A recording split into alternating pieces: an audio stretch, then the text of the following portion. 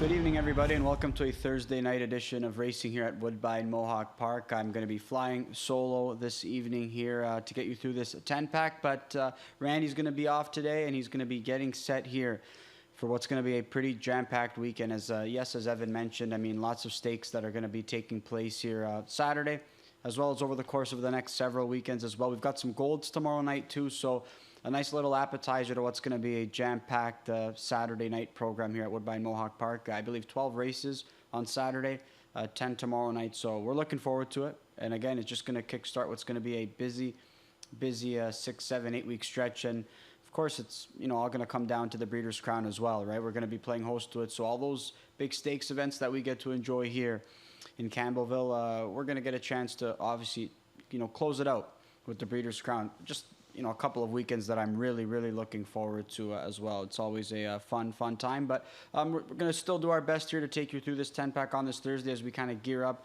to what's going to be a pretty busy weekend. And, I think it looks a card that looks pretty formful, I'd say. I think a card that I think there's a lot of horses that you could probably just heavily rely upon. They're going to be, very short prices, but I think that their resumes or maybe the efforts that they've put forth as of late, I think they justify taking all that support here tonight. So I found it a little bit tricky to try and find some value in some of these races, but I think maybe can come up with the right idea in a couple of those races as well. But speaking of which, we just want to take back to the action that we saw on Tuesday nights. As always, we like to look back at our track plays and have a idea of where these winners are coming from where they are at the half, as well as the 3/4 pole. And you can see in race number 5, obviously the eventual winner was 6th at the half and 6th at the 3/4 pole. But, again, for the most part, it was all just a lot of 1s and 2s. I mean, you have to be up close. It's something we see time and time again. But a lot of horses were just able to either get things their own way or work out favorable trips. So that's what we saw a lot of last time out. There's a chance we could see that graphic pretty similar today, especially with some horses that I think are going to merit a lot of respect in this spot. Like I said, there's going to be a handful of races where we're going to see some really short-priced favorites. And, as a result of that, I think a lot of them are going to be probably pointed towards the front. So I think that this graphic is going to look similar when we look back at it tomorrow night, I would have to say. And maybe I'm wrong, but I just have a feeling that, like it has been over the last, few weeks since we've been charting this. Again, it's pretty much the same thing. You got to be in it. You got to be involved early, but just the name of the game right now in today's harness racing. But speaking of which, speaking of looking at the action for tonight too, that's what we're going to do. We're going to dig into some replays here as we take you through this 10-pack here, and we're going to be scratched down to a shorter field here in the opener. Going to be the 5 and the 9 are going to be scratched, so we're going to be scratched down to a field of 7 here in this spot. And there's a few horses taking support, and all of which are coming off pretty good efforts. And there's one horse in particular coming off a winning effort, and that's going to be the 7-horse Tricks on You. And this is a Michelle Olsen trainee, one she also co-owns, who put forth a really good showing. 3rd lifetime start for this guy, and he was able to put forth a winning effort. And that's a winning effort that we're going to highlight here on this pre-show, because it was a really good effort. I mean, a clean trip. It was a pylon skimming victory. But I tell you what, this was a horse who was trotting really well late in the miles. So you watch his efforts over his last couple of tries, and while the final quarters looked pretty good, it looked like he had some go, but he just didn't seem like he was gaining much. It didn't seem like he was able to kind of pick up positions in those efforts. But they went to a bigger bike in this contest, and I thought he responded super well to it. I mean, you could see Travis Cullen just kind of letting this guy trot up the inside, and once he finds a seam, I mean, he does it with conviction. I mean, this was a horse who most definitely outraced his odds at 74-1. He didn't win like a 74-1 shot that might have just eked out a victory. This was a horse who trotted with conviction, a horse that I think can continue to build off those efforts as well. So maiden breaking score in a grassroots try for this son of Trixton, and a horse who's going to take some support. You can see him right now at 5-2. I didn't use him on top in this spot, but one that I have to figure is going to be a main factor here in this pick 5 sequence. Is going to draw post 6 now in this spot, and I think this is one that, again, going to take support, deservedly so. I'm going to opt to go to the 4-horse on top here, though, Crypto Hanover. This is a 3-year-old daughter of Greenshoe who looked pretty good before the break last time out. She got away third, and she looked pretty engaged. I mean, she looked like she was eager, when James was going to ask her. It looked like she was going to make a nice bid there. But Major Bank was the eventual winner in that contest. There was just no rush, for James to move her. He was very content with where he was sitting, and I thought he was going to get a clear shot at Major Bank in the lane. But unfortunately, this filly just put in steps and jumped it off. So, when she has stayed trotting, we've seen a couple of second-place finishes. We've seen a winning effort. But the winning effort, she looks pretty engaged when she's on the lead. I mean, a couple of those second-place tries, they were kind of similar in the sense that James worked out perfect trips, and this filly just didn't go by. I mean, you could freeze it at the three-quarter pole and figure this is going to be the winner of the race. And while they were good efforts, they weren't winning efforts. So he's got a good draw to work with. I think you just scratch that break out. I think that you can maybe go back to this filly in this spot and I think she's a good rebound candidate here. I mean, I think the price is good right now at 3-1. I think she's going to take a lot of support here. I think we could eventually see her as the favorite potentially in this spot, but one that I think if she's engaged and on the lead might be able to put forth a winning effort. But there are some other rivals in here that merit a lot of respect here as well, and including the 6-horse Meadowview Rothy, who has just strung together like consistent effort after consistent effort, right? Has hit the board in 6 of her 8 tries this year, and is one that is coming off a nice third-place effort. And you've got another good draw to boot. So I think 4, 5, and 7, 4, 6, and 7, I should say. I think those are the logical contenders here in this spot. But 10 Karat Gold, I know we showed that replay on Tricks on You, but 10 Karat Gold was the one that was flying up the inside before getting placed. 2 starts back in that winning effort for the Michelle Olsen trainee.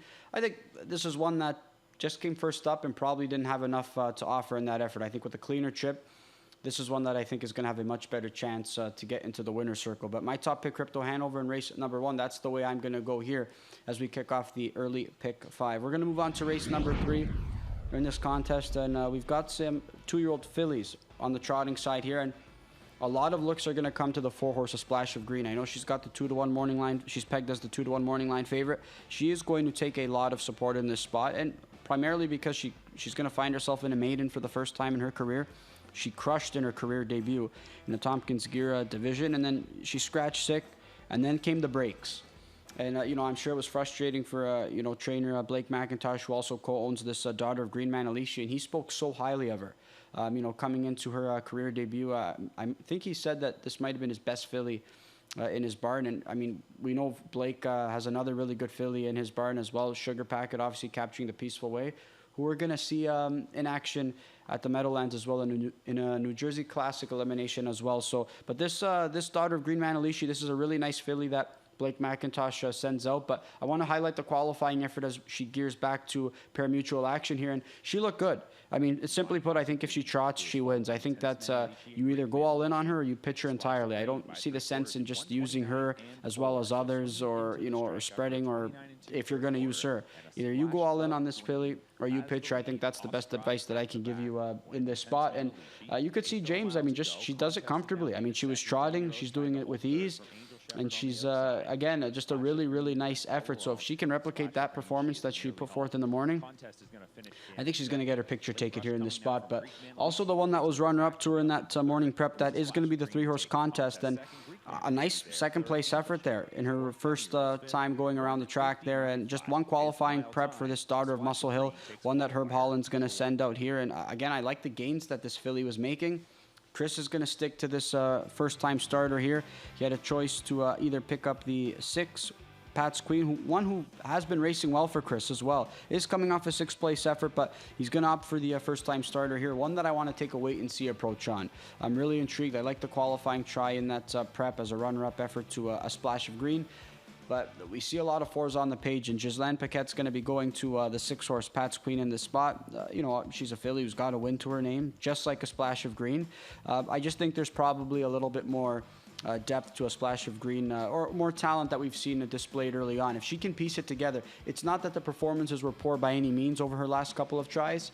It's just simply that she just hasn't been able to stay trotting. So I think if she trots, she wins, and it's simple as that. Figuratively, one that I'm intrigued with here, who's going to be adding Lasix. Last time out on August 19th, that was going to be her first time adding Lasix, but was scratched sick out of that contest. This is a filly who's hit the board in 2 of her 3 career tries early on, and facing Gold Company, right? I mean, she started off her career in a grassroots, competed in a couple of golds, and now finds herself in a maiden. So she really fits the spot as well. I mean, maybe I shouldn't be discounting her opportunity, her chances to win this race, because I think that this is one who's going to have a good shot, and one that I'm intrigued with because she adds Lasix. But I just go back to that career debut by Splash of Green, how easily she did it, how dominant she looked, trotting a final quarter in a 28 flat.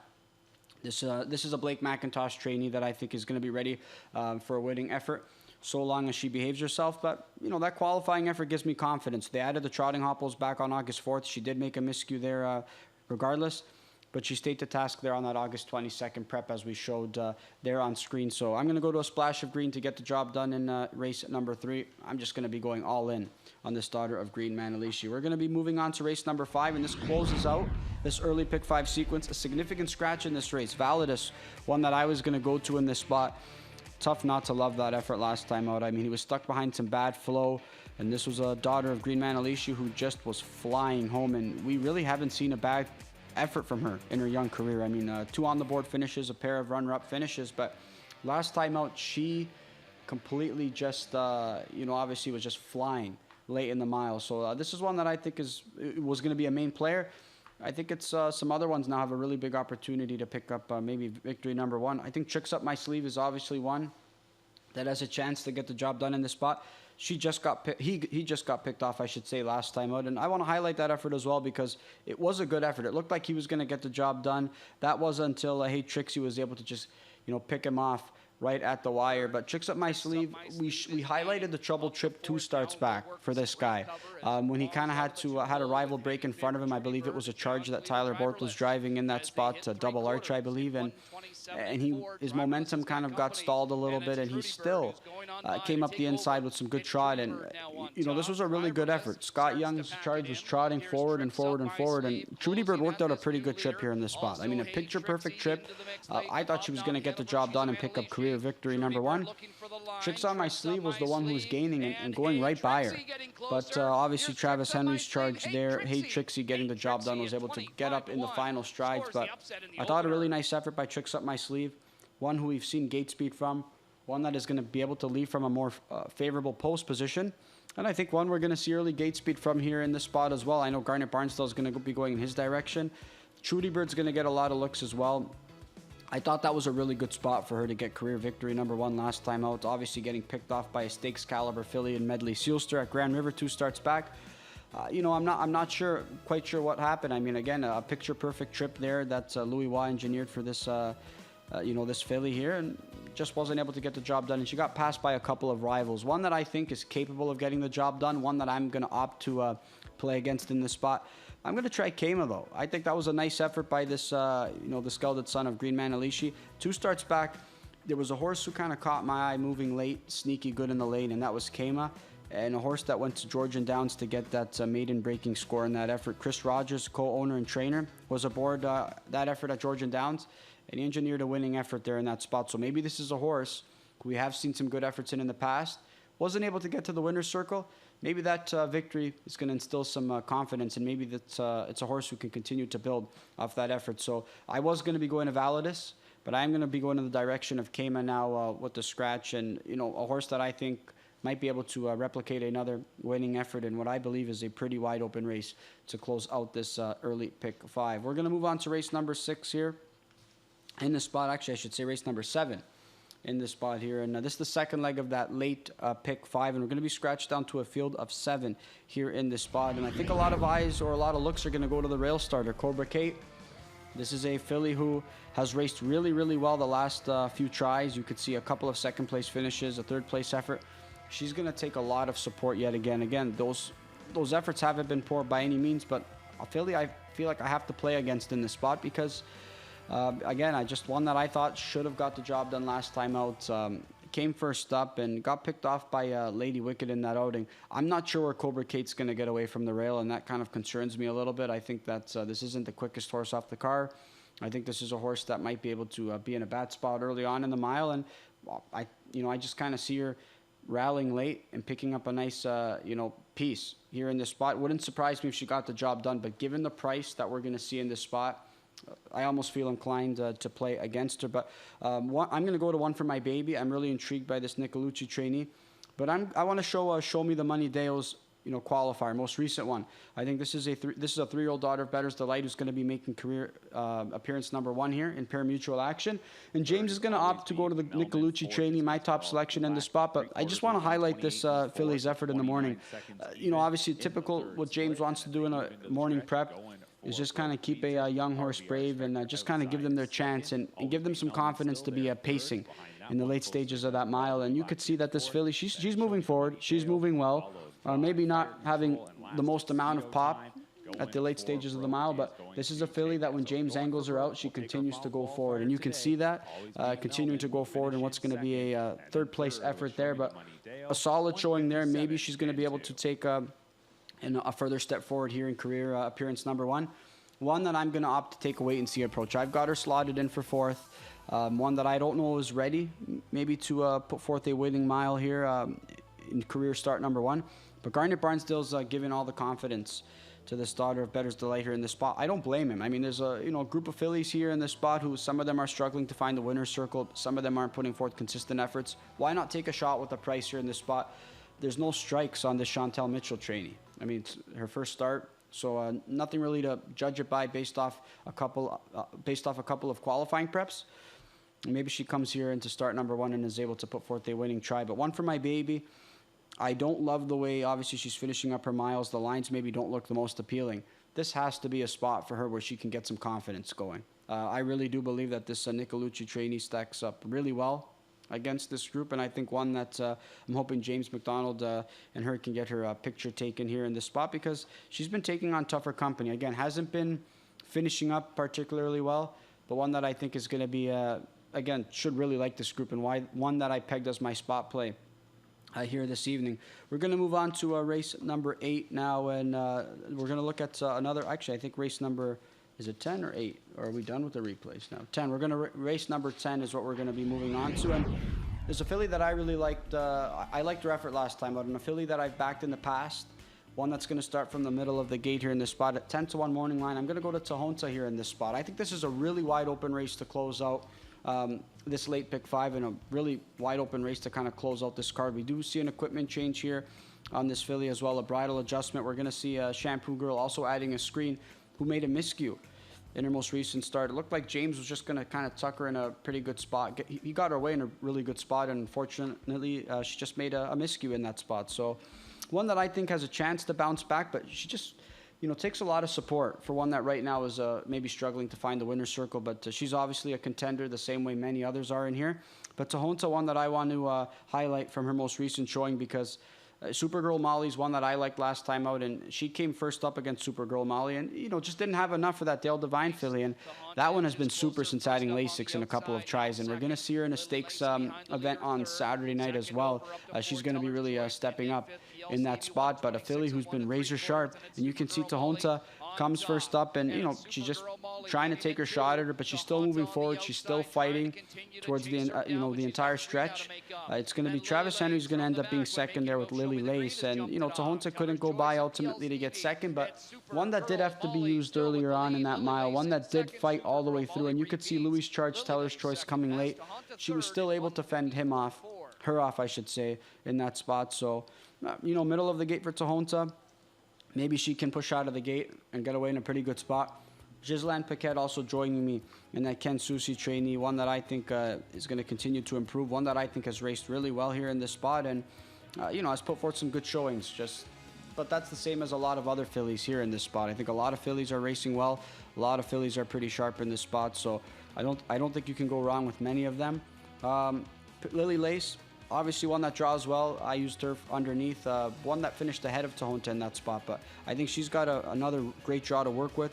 This is a Mark Etzel trainee that has been racing really sharp, so one that I think is going to be a main contender here in this spot as well. But you could go many different options in this late pick 5, but Tahonta, one that I really want to be focusing in on here if I'm playing that late pick 5, and hoping that this filly can provide some value in that spot. And speaking of pick 5s, we're going to go through some early pick 5 ticket ideas here, and I'm going to go through my early pick 5 ticket. And I spoke about some horses maybe being singles in this spot, or horses that you can kind of rely on.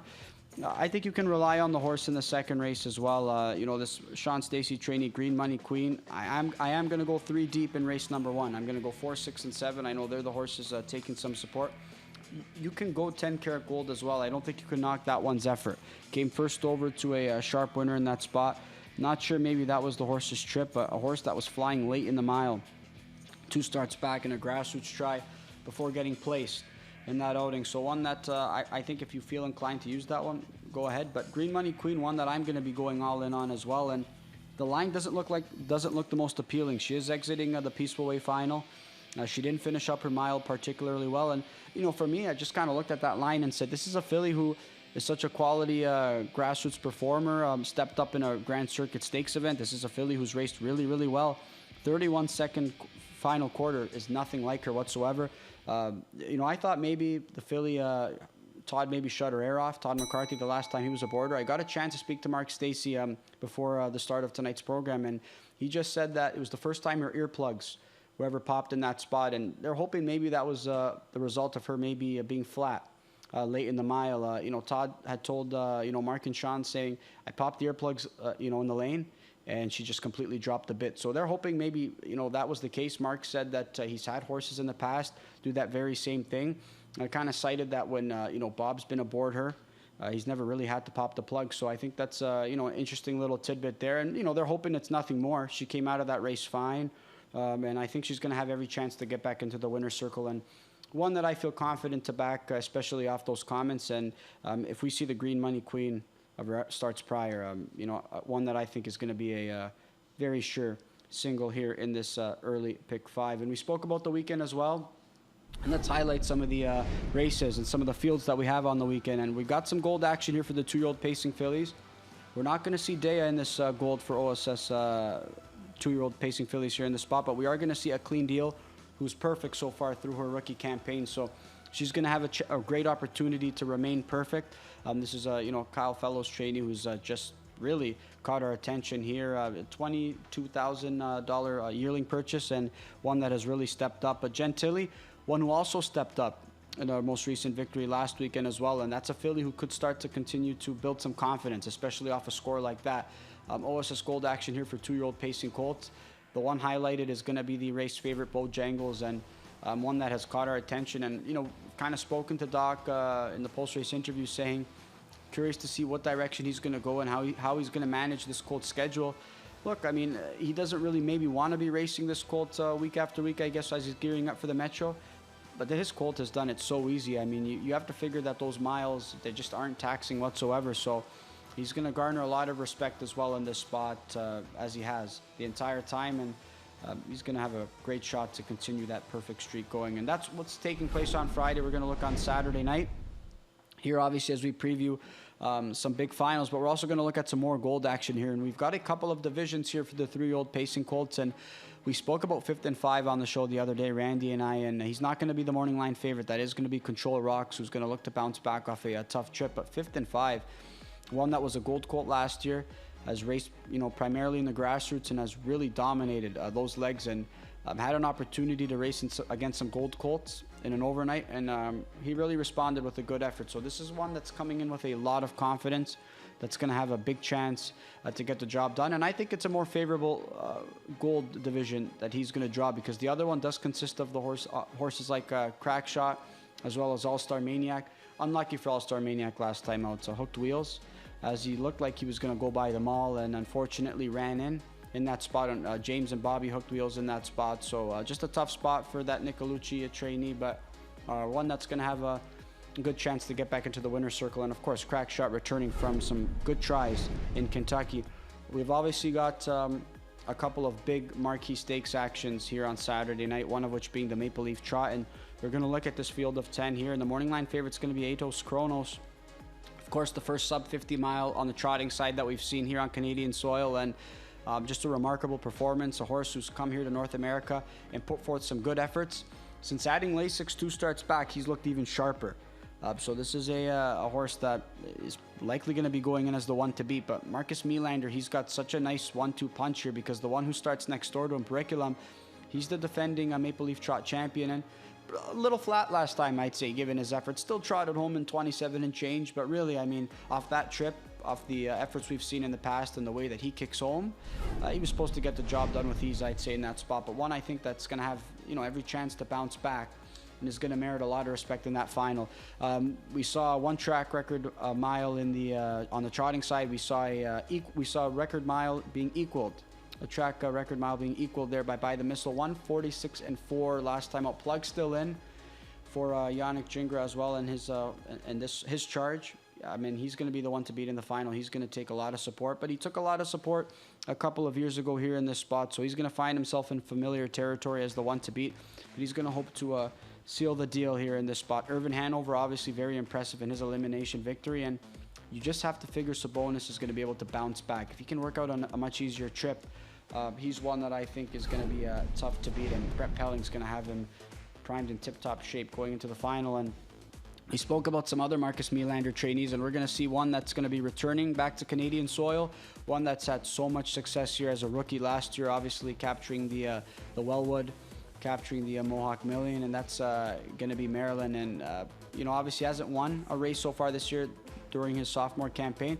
Hasn't put forth a bad performance. Obviously, when you're as highly touted as Maryland, you kind of expect to already have a couple of wins under your belt, a couple of stakes victories as well, but I can't knock his efforts whatsoever despite them not being winning ones. And Emoticon Legacy, one that's going to have a much better draw to work with from the middle of the gate. He's one coming off a pretty game effort and defeat in the Beal there, as he got picked off in the last step there by Super Chapter. But that Luke Blais trainee, is coming to this race sharp and has put forth very, very strong showings as a 3-year-old. On the trotting side, we're going to go look at on the filly side, I should say, we're going to be looking at these 3-year-old fillies. And our Duchess is going to be installed as the morning line favorite. Lasting Dream from the rail is going to have a chance to bounce back. Louis worked out a pocket trip with this Luke Blais trainee, just got out sprinted by the one that Dexter Dunn was aboard that evening, that Domenico Cecere trainee. So nice opportunity for Lasting Dream to bounce back here, but a nice group that we've got here as well. Supergirl Molly, we spoke on her.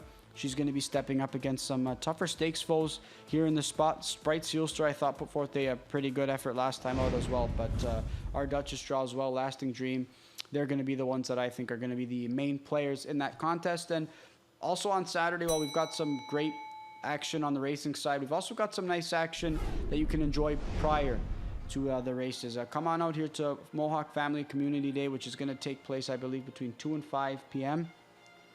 And you can see on screen, it's including pony and sulky rides, activities and crafts for kids, a magic show, free t-shirts, hot dogs, and plenty more, of course, sponsored by Millar Farms and COSA as well. So come for some action before the card starts, and stay for what's going to be a pretty nice card here at Woodbine Mohawk Park. A pretty nice card's putting it lightly. It's going to be a really good card here at Woodbine Mohawk Park. So a nice way to kind of enjoy the long weekend, enjoy a nice day here at Woodbine Mohawk Park, and enjoy more than just some quality racing. So we're looking forward to that. We're looking forward to, obviously, the weekend as well. And we're also looking forward to get this 10-pack underway. And we're going to look at some plays of the night here from some resident handicappers. Barnett Barnsdale is going to go to Meadowview Rothy as a spot play in the opener here. One that, again, merits a lot of respect here in this spot. Ghislaine Piquet, It's Time, Validus. Love that pick. Ghislaine, unfortunately, he's going to be scratched. She's going to be scratched in this spot, I should say. My spot play is going to be one for my baby, race number 7. I think one that finds herself in a pretty good spot. And I'm hoping this Nicolucci trainee can get the job done in what I think is a group where she should start, kind of getting her confidence going yet again. So there's a look at some plays of the night from some of our resident handicappers there. We're going to be back here in about 10 to 12 minutes here as we preview race number 1. We're going to kick off this 10-pack on a Thursday night. Good luck.